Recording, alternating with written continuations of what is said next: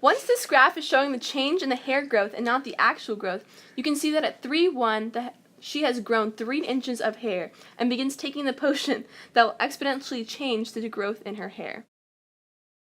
We were able to find the equation for this exponential by using y equals ab to the x by plugging in 2 xy coordinates and then solving for a.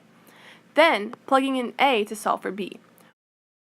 Which brings us to the equation y equals 0.25 2 to the x, which can also be written as y equals 2 to the x minus 3, using the law of exponents.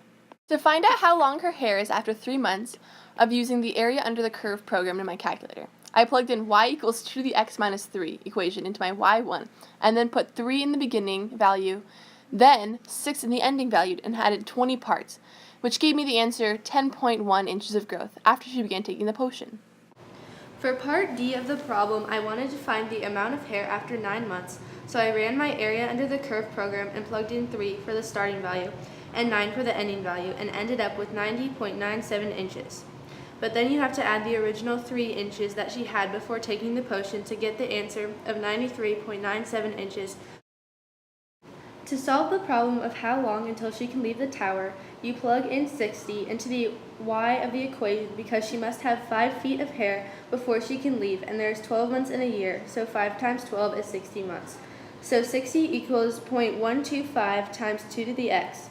You divide 60 by 0.125 to get 480 equals 2 to the x. Then you have to take the log of both sides to solve for x. This means it will be log 480 equals x log of 2, which is a special rule learned in Algebra 2. Then you divide each side by log of 2 to get x by itself. Then you get x equals 8.90, which means she cannot leave the tower until 8.90. Part 2. To do the summation notation for the Rapunzel problem, you have to know the equation of summation notation. This equation is a left endpoint, which is an underestimate. You can see that by looking at the graph.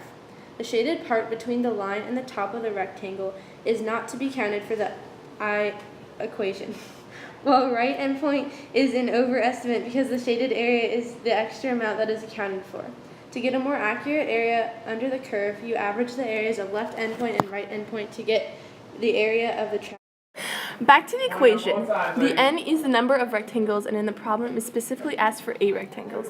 If you're doing left endpoint, you subtract 1 from the n because you start at 0. The k equals 0 because you start from the beginning of the area. The change in x is calculated by the width of the rectangle, which you can do by subtracting 3 from 5 because that is the area you're trying to find. Then you get 2, but then divide that by 8, which is the amount to get the width of each rectangle to be 0.25. To find the x sub k, which is the height of each rectangle as it changes, you solve it by having the change in x, which is 0.25, times k being the height. Then you add the starting value, which is 3, so you get x sub k equals 0.25k plus 3. Then you plug that into x of the equation of the line, which is y equals 2 to the x minus 3. Then the 3's cancel out, and you are left with 2 to the 0.25k, which is your x sub k. To put it all together, you have 7 sigma k equals 0. 2 to the 0.25k times 0.25. To get the right endpoint, you keep the same x sub k, then change the x and the n to be 9, and the k equals 1, because you are starting 1 after the starting value.